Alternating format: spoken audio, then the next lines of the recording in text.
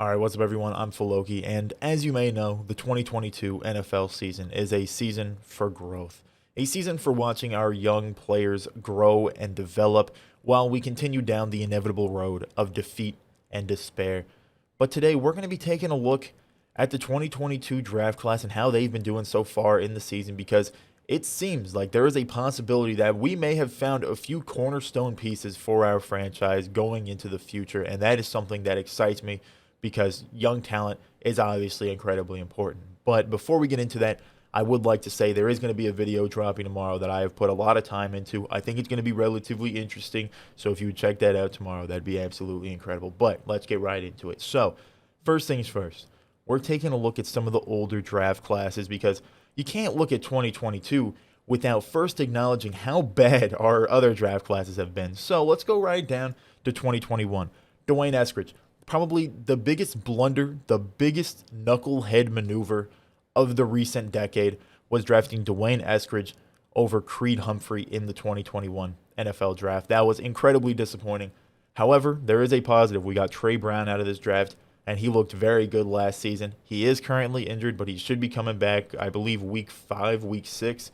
So that is something that we can look forward to. Trey Brown is definitely an interesting guy. 2020, not too bad. We've gotten some decent usage out of Colby Parkinson this year. At the end of last year, we got a little bit of usage. Jordan Brooks, of course, one of the better young linebackers. Darrell Taylor, having a bit of a rough start to the season this year, but he has been solid overall throughout his playing time in his career. Damian Lewis, another guy who has had a pretty rough start to this season, but he's overall still a good young talent that we can hopefully see continue to grow in the interior offensive line, which seems to be struggling quite a bit going into this season. Alton Robinson is a guy that I would like to see used more. DJ Dallas, another guy I would like to see used more. 2020, pretty solid draft class. 2019, other than DK Metcalf, there's really not too many positives. Cody Barton is a starter right now, but he's not doing fantastic. He's had some good plays, had some bad plays. Phil Haynes, backup guard, not horrible. But other than that, there's really nobody still making like incredible contributions to this team. Travis Homer is on injured reserve now as of today, so hopefully he gets better with the rib injury he's dealing with. And in 2018, we can keep going down the list. Rashad Penny. Other than that, Will Dissly. I mean, everyone else kind of non-factors at the moment. But really, 2021, when we drafted Dwayne Eskridge over a guy like Creed Humphrey, that would have really been an incredible pick for us. That was the turning point. So now let's take a look at our 2022 draft class. Let's start off with Charles Cross. Now, Charles Cross has played, I believe, 118 pass blocking snaps and has allowed 3 sacks. 2 of those sacks were against Bradley Chubb, one of the better pass rushers in the entire league. Don't know who the third one is against, but he's been going against some tough competition throughout the first 3 games of his career. And one of those sacks, I will say, is not his fault. He should have 2 sacks allowed on the season because one of the sacks with Bradley Chubb in that Broncos game was Geno Smith dropping 12 yards behind the line of scrimmage. You know, normally if a quarterback is dropped that far back, he'll move up in the pocket because a speed rusher is inevitably going to get around the end. This is what I've heard from people that know a lot more about football than I do.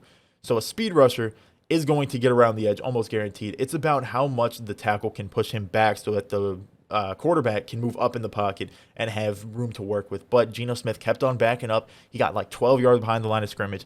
That is not a Charles Cross. I think Charles Cross has only 2 sacks allowed in my mind, and he has been doing significantly better than some of our veterans like Austin Blythe and Gabe Jackson. So I think Charles Cross so far has been a very good guy that we drafted, and he could be a cornerstone tackle. He could be a tackle for the future, which is something obviously you want out of the 9th pick in the NFL draft. Moving on, we've got Kenneth Walker and Boye Mafe, basically drafted at the same position. I'm gonna start with Kenneth Walker because there's less to say about him. He hasn't shown too much so far. Then again, our running game in general hasn't shown too much so far, but what he has shown, we've seen glimpses. We've seen a nice 21-yard scamper by Kenneth Walker. He was moving around. He was juking guys out. He was cutting back. He was doing some good things on that jet sweep where he got 20 yards. He was used a little bit in the pass in the preseason game, the final preseason game that he played, but overall, we haven't been able to see too much out of Kenneth Walker. We haven't seen too much out of the run offense in general, so that's nothing too crazy. But Boye Mafe is a guy that I believe has been a surprise for me. Boye Mafe, a lot of people coming in were like, hey, this guy is a very good speed rusher, but that's about it, right? But he has been showing that he is probably the only good player that we have in the run defense. That's, of course, an exaggeration, but we have an incredible thing to show here. Boye Mafe. We've seen guys like Darrell Taylor take a step back in the run game. Boye Mafe has been a guy that people are saying great things about when it comes to how he is setting the edge for the run. And now, as a complete and utter casual, I'm going to try my best to, one, not get copyrighted, so it's going to stay a small screen. And two, I'm going to try my best to explain what I see here and what I can take away from this. So Boye Mafe, you see him here on the right side. We're going to click play. He's here to set the edge because Cordero Patterson is going to be going this way. And what you see, he engages the block. You see him, he's fighting. But what is the most impressive thing right here is he gets off his block, and you can tell he's ready to go to the inside if it is cut inside, trying to get this hole. But because he's kind of cut off that gap, he also pushes off in that same moment when he realizes that Cordero Patterson has just about no option to go that way, pushes off with his right hand, gets around the edge. That's a basketball maneuver.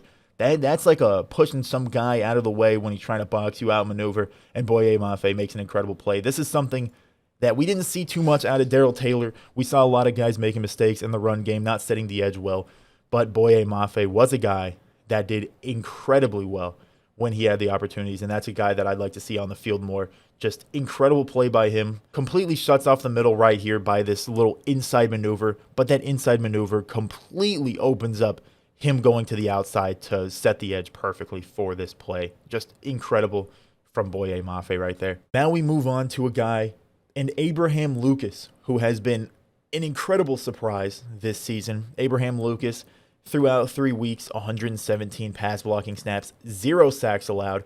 Probably our best, if not, maybe he's one of the best, but from what I've seen in actual noticing him, one of the better run blockers that we have on the team so far. He's had some good plays in the run blocking, especially early on into that game against the Falcons. He had some solid plays, and that's something that you like to see out of a young tackle that is hopefully, along with Charles Cross, going to be a cornerstone of this team. That is going to be something very important to watch, but he has done very well through 3 weeks, and my 118 passing snaps for Charles Cross is wrong. It's 117. They've played the same amount. They played 100% of the snaps. Both look pretty gosh darn good. And now we move in to our 2 corners before we wrap up the draft, because we can't really talk about the last 3 guys. Bo Melton, I believe, is on the practice squad now. Tariq Smith is on injured reserve. He hasn't played. And Tariq Young, he's like a 7th-string wide receiver. Only so much you can gain out of that. But Coby Bryant and Tariq Woolen, both of these guys, late-round additions at corner, have done surprisingly well. Now, Coby Bryant, I will say, has had his fair share of mishaps. He's given up touchdowns. He's had some pretty bad plays. He's had just some complete bonehead maneuvers, all right? But last week, he had an incredible sack coming off the edge, and him playing at nickel is obviously going to be something that impacts him as a player because he's probably not too used to playing nickel corner. He's an incredibly smart player, so I think he'll be able to get it, and he is definitely willing to play hard. You can tell by how he's playing, what he's doing. He's playing at like 110% every snap, so it seems like he is trying to get better. He is trying to learn, and he is smart enough to learn the position, but it's definitely going to have some growing pains because nickel corner, I can only assume, is a very different game than playing outside corner, especially in the NFL where players are faster, bigger, stronger, everything like that. So I think Coby Bryant, give him a couple more weeks, and he'll be in full effect, probably doing pretty good. But last week he had a solid game, but he has had a little bit of a struggle going into this season. And Tariq Woolen, probably the most surprising pick out of this entire class. I mean, we got him. You saw the measurables. I mean, 6'4", 4'3", 4'2" speed. He looked very good. But he has looked even better when he's actually playing the game, other than penalties, which some of them have been a bit bogus, where the ball's underthrown, the receiver tries to run through him to get back to the ball, and the refs are throwing penalties. Some of them are a bit unwarranted, but some of them are definitely fair. He's had a bit of an issue with penalties, but last game didn't have issues with penalties, got an interception, played good coverage.